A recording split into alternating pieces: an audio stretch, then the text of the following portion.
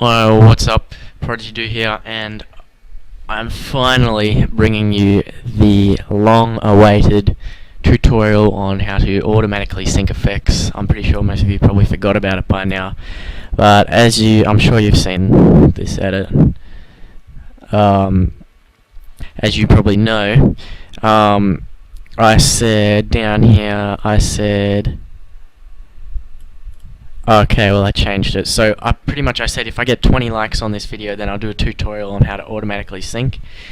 And I said if I get 40, then I will be including a project file. And so I'll be including a project file of whatever we make in this tutorial, so you can kind of follow along. Alright, so before we begin, it is in After Effects, mostly this tutorial. And you will need the plugin Trapcode particular.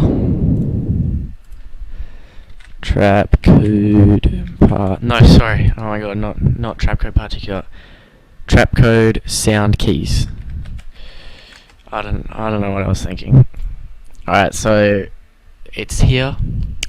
You can pay the specified price for it, which is only $29. I have to say, okay, it's $149. But yeah, I'm just gonna hint that there may be other ways to acquire it. Yep. Alright, so right now I'm going to show you the original clip and then what it looks like after we will have finished the tutorial. So I don't know what it actually looks like yet. I'm just going to insert it later. So just right before, the original clip is basically just Twixtor and basic sync. I didn't do the Twixtor in Sony Vegas. It's just Twixted, and then I've put it in here to sync it. And it's 30 seconds long, so you can watch that now, and here it is.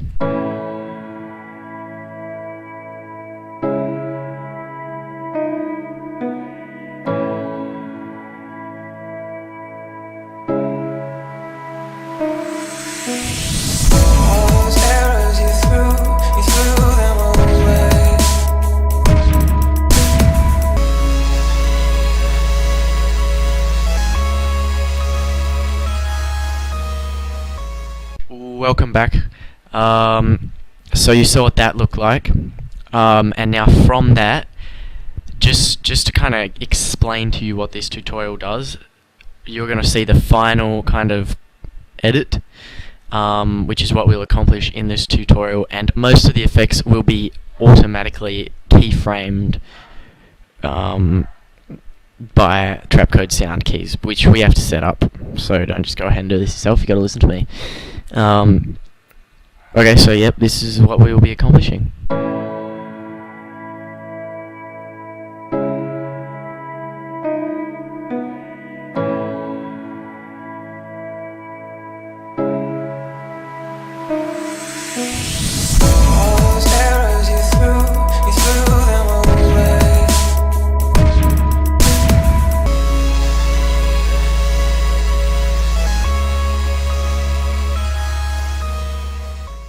Alright, well, welcome back, and I think it's about time we go ahead and, wow, that's not good. Okay, I'm getting some serious lag. Wow, okay, we'll see how this goes.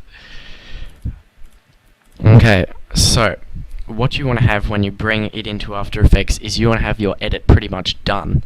You want to be doing this at the end of your edit, so that it's already synced and everything's all in place, because once we apply these effects, they're stuck there, right? And if you move it into a different place, it will not fit in order. Okay, so this is the one that I showed you at the start. Nothing done to it. We're going to drag that into After Effects. So I recommend pretty much doing what I've done, like I did, and having it synced and everything with the audio already on it. And so we're going to grab this, drag it onto the composition button so it makes composition with those settings. I might just bring it down to third or maybe quarter for the purpose of this, so it'll be easier for me because Frap seems to slow me down a bit. You don't have to do it this way, but I recommend it. There are other ways to do it, but for the first step, I like to duplicate the layer. So highlight it, Control C, Control V. Simple. Alright, for the top layer, turn off sound and actually also turn off the visibility so we can't actually see it. Click on your second layer, we'll go Effect, Trapcode, Sound Keys. Over here in the audio layer, pick the second layer, assuming that your bottom layer, which is layer number 2, is the one that you've applied the effect to and you've kept unmuted. So we'll go there, and as you can see, we're already getting some action going on here. Keep that all the same. What we want to go down to is nothing. We want to come over here. Now, this may be kind of hard to explain, but if you can remember the song, what we're seeing here is the waveform, or the EQ. So the distribution of sound levels across the audio spectrum. So essentially this is the more bassy parts of the song. So this is obviously after the drop, or on the drop where the bass is really kicked in. And these are the more higher parts of the song. So that's where you'll get your snare pretty much, and that's where you get your kick, or any other ambient noises will be up here, kind of high pitched ones. Alright, so drop down range 2 and check the box next to active so we can activate range 2. And we might just drop down, click on the little arrow, then audio, then waveform, so we can kind of see where we are in the song. Because from here we can tell where the drop is. So obviously the drop's here. And you can see the bass lifts significantly. So what we want to do, this is obviously going to be the highest part of bass for the song. So with section 1, grab the little corner. With range 1, grab the little corner. And line it up so that over in the output over here, as you can see, the more it's filled up in here, the higher the output's going to be, the more the box is filled up. So we want it to reach nearly 100% filled on the drop, because that's when it's going to be most filled. And actually I might move it across because it seems like the rest of the bass line is a bit more over there.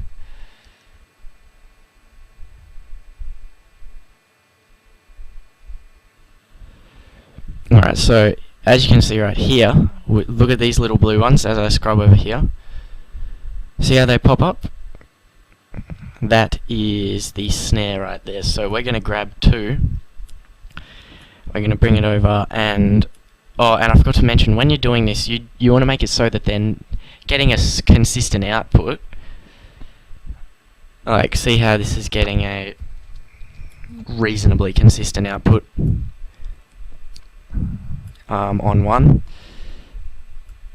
but it's not like, how do I explain this? It's not, see, I'll do it this way. With 2, if you watch these blue ones, bars over here, see how they never really go below a certain point? We pretty much want to allow for that, and obviously not go all the way down with our box, so we'll go somewhere here. And we'll just pick somewhere where we get a nice output on the snare.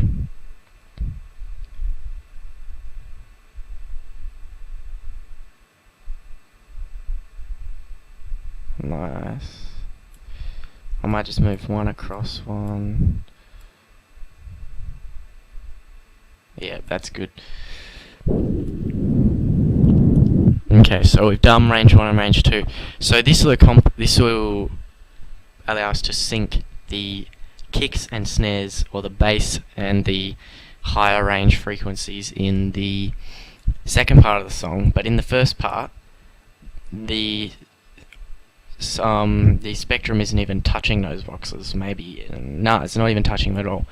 So assuming we're going to sync the first part, we will check our range 3 box, drop down range 3 and check active, and we'll just bring it over here so it gets filled up on these parts of like the piano. Whenever the piano comes in, it'll get filled up, and we might just bring it down so it's constantly getting filled up. So it's not so much an off and on, but it's more of a smooth motion, if you get what I mean.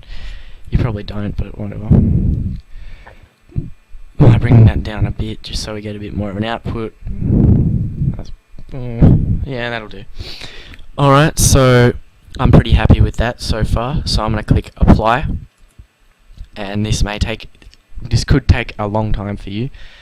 Depending on your computer, it's generating a keyframe per every frame of the actual composition. So if you're doing like a really long, maybe like a 10-minute video here, and you're doing it at 60 frames per second, it's going to have to generate a lot of frames, a lot of keyframes, and with not a very good computer that can take quite a while. So now that we've done that, that's all good. We can uncheck the visibility for that layer, make sure you keep the audio checked, and then check the visibility for the top layer. Alright, so we'll drop down effects, sound keys, and we'll just leave it at that, and we might drop down the waveform as well, just so we can keep that in mind. Alright, now you don't have to do this with adjustment layers, but I prefer to, especially it allows you to break up the song a bit more. In fact, I highly suggest you do. Alright, so we'll go back to this. We want to switch adjustment layers right before the drop. So around about here. You'll see why I'm doing this later. I don't want to waste my time explaining. Alright, so I duplicated that layer and then I dragged it across and perfectly lined it up. So now we have two layers, one that covers this first part with the piano, which we are going to sync differently to the way we sync this part. Alright, so we'll give that layer visibility and get rid of that one. Okay, so what we're going to do now is we're going to apply our effects and sync them. So something that I'm pretty sure is going to look good to sync with that piano is a CC lens, which is in distort. You don't have to sync the same thing as me, but I guess maybe for the first time you could. I happen to know that a good size is around about 130 for this. And now what we're going to do, highlight the adjustment layer and click E, and we see our CC lens there. And now hold Alt on your keyboard. I'm not sure about Mac, but on PC, hold Alt and then click on the stopwatch for convergence. Alright, so that's good there. Now we need to sync that. Essentially what we're going to do is sync the value that convergence will receive with the output value that our spectrum range 2, actually range 3 has given us. It's a bit of a mix-up. Okay, so drop down range 3 over here, and we're going to do this the easy way using the pinwheel. So type in value equals, and this little pick whip right here, which is second in from the right in the 4 little symbols, click on that and hold down and drag all the way down until we see the output 3 here, the one with all the keyframes next to it, and let go on output 3. So what it's saying is we've written a little expression here saying the value of convergence equals this composition layer pre-showcase blah blah blah blah effect sound keys output 3. So we're going to have exactly the same value that the keyframe on sound keys has given us, which is determined by the amount that little box we drew has been filled up. Okay, so I'm just going to make this smaller, get rid of the effects for you. So as you can see right now in the spectrum, in the waveform, sorry, there's pretty much nothing going on, and we're getting a value of 5 in the convergence. If we just move across a little bit to right here, where the piano plays, you can see we're getting a value of 52. And if you look at it, that's kind of jumpy. Oh no, that's not. It's not. It's just the way. Sometimes it can be jumpy when you scroll through it. That's my bad. That was silly. Okay. So if you're kind of lost with that, I'll explain it again. So we added the effect CC lens. We gave it the approximate size. So if it was a small size, it just looked like that, which is stupid. And we added an expression to convergence by holding down Alt and clicking the stopwatch. Then we typed value equals, and then used the pick whip to link it with range 3 in our sound keys effect. Let me just check this is all recording nicely. Okay. Alright. So, I really don't like just adding one effect. I like to add more than one to kind of make it a bit more original, make it a bit different, kind of just when it creates a more different effect than if there was just one and people may not have seen it before, so whatever. So we're going to go color correction, add a brightness and contrast. You can do something different, but this is what I'm going to do. Now essentially, since we've already got this, actually no, we'll do it the long way, just for you guys. Alright, so I'm going to leave brightness and hold Alt and then click on the stopwatch to add an expression. We're going to type value equals, grab the pick whip and output 3, and now it's also done that. Actually, before, okay, you may have come across this error. I probably should have said before. If you just type value equals and then you get out of there, you're going to get this error. Just click OK, because it's basically saying it has no value. You've just said value equals and you haven't said anything. So, yep.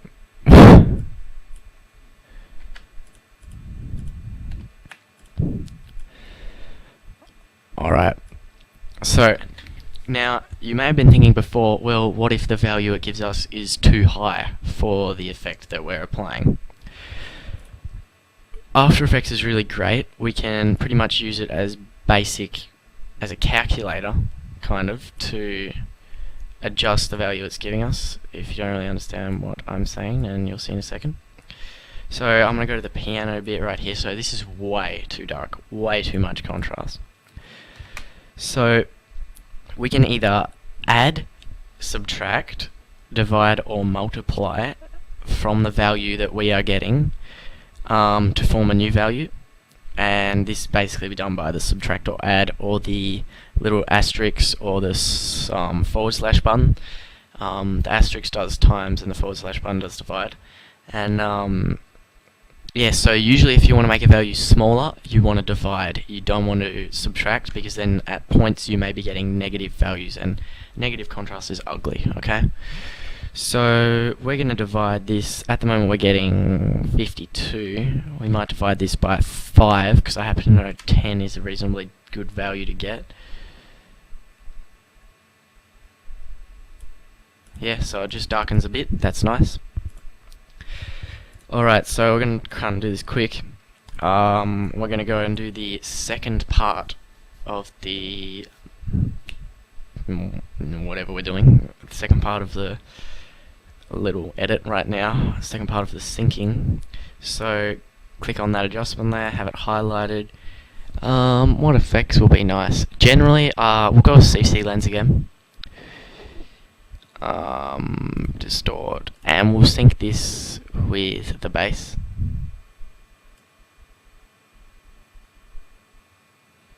So around about 130 on the size.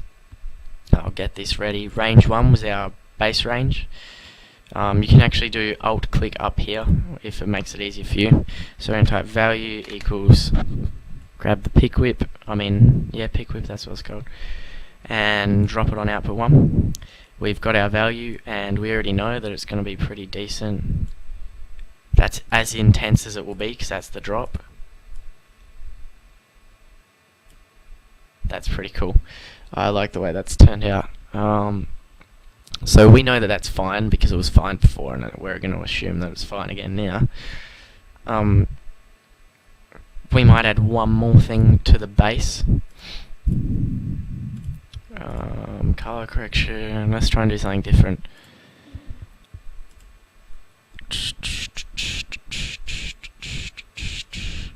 Oh no, we'll just go. I don't want to get too complicated with you guys. Let's just go brightness and contrast again. We're going to have to divide it by something different this time. Okay, so what I was going to do last time when I said we'll just do it the long way, is you can actually, since we're using the same output, you can just highlight this and copy it into there. That's way too intense. We're getting 72, so I might divide it by about 9. That's a bit better. Yep. Okay. So we've done 2 effects on the bass, and we'll do some on the snare. Actually, so while we got this brightness and contrast, we'll copy this layer again, hold Alt, click on brightness, paste it, and we wanted was output 2, so we can just edit this section here, make it output 2 is on the brightness, and I might divide it by a bit less so it's a bit more obvious.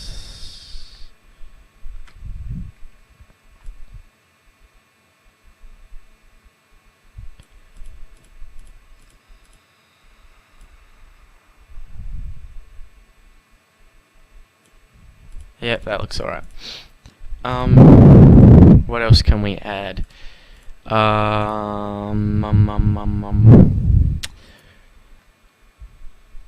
Okay, we'll go a glow. Oops, so in stylize, we'll go glow. What do we want to change up the threshold a bit, make the radius quite a bit more. 200 is decent, and what we're going to... Alright, sorry guys, I accidentally hit the stop record button, so we're going to continue from where I think I was at. So I just said to put the glow radius around about 200, and then what we're going to do is automatically keyframe the glow intensity. I think that'll probably look best. So we're going to Alt-click, just as we usually do, and output... Was output 2 the snare? I can't even remember. I think it was.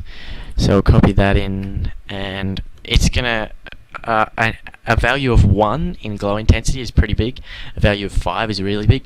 So we're gonna have to divide it by a very large number. I'm just gonna guess like 30.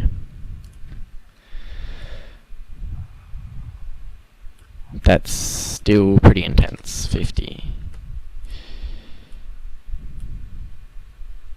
Okay, I might just minimize that and that, so I can just see the waveform, and I can kind of see where the snare is going to come in.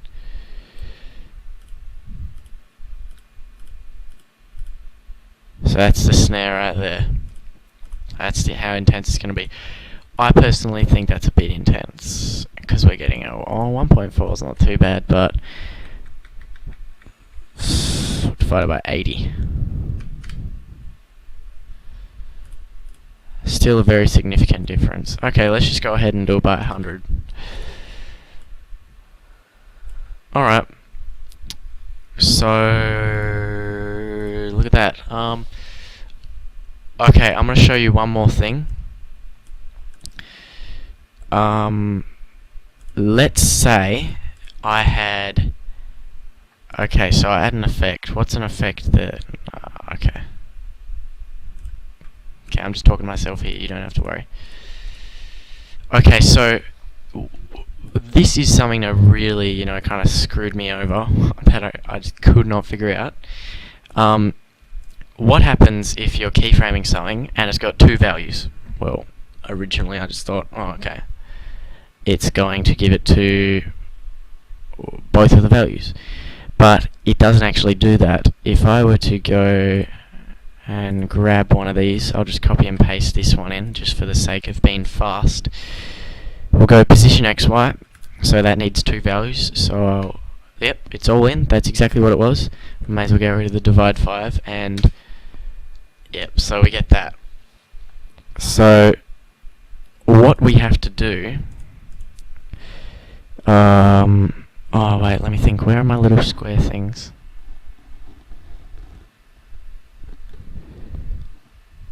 Okay, there they are. Okay, so on your keyboard near backspace, kind of under it, are these little shaped things here. They're like open and close brackets, but they're square.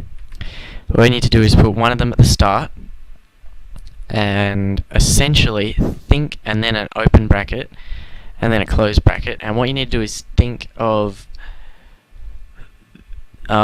this first bit as our X value, and then we need to give a Y value of, say, 360, because that's what it was before, and then we do a closed off square bracket and see if that works. Yep. So as it changes, I might make it a bit more obvious. I'll times this by 10 plus 100. Okay. So as you can see, that little red thing is moving. Right, this is moving. I don't know if you can even see it, but it's moving with the audio, depending on the value it gets. So that's kind of how you do it. If you need two values, you're giving an X, Y, you're giving, I don't really know what else. Generally, it's just X, Y, Y, Z, whatever. Okay, so I'll turn these back on. Okay, so I think that's pretty much it. Just keep in mind, you don't have to do what I did. You pretty much go and do whatever you want to do with this technique.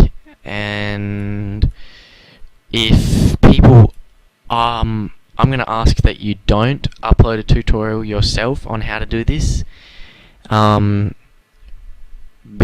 I've never seen anyone use it before, and I think it's kind of something pretty original, and I've only actually ever told one person how to do it so far. And if anyone wants to know how to do it, make sure to link them to this tutorial, because I think it's going to kind of revolutionize the editing scene. A lot of people are going to be using this as it spreads, and I kind of want to get a little bit of credit for it, if you know what I mean, because I didn't watch any tutorials. It took me so long to figure out how to do it. Yeah, so even just putting in the basic expressions took me a while, and figuring out how sound keys works. So yeah, I'm going to, I'll just add a little bit more color correction to this, and then after that I might add a few, okay, so I'm just going to add color correction, and okay, I'm going to add like Twitch and color correction, a whole bunch of stuff, and I'm going to play that right for you in a sec. And that video that I'm going to play for you in a sec, I think I'll also upload as an individual video linking to this tutorial. So thanks for watching, guys. I'm just going to finish this off, and you're going to see it right now.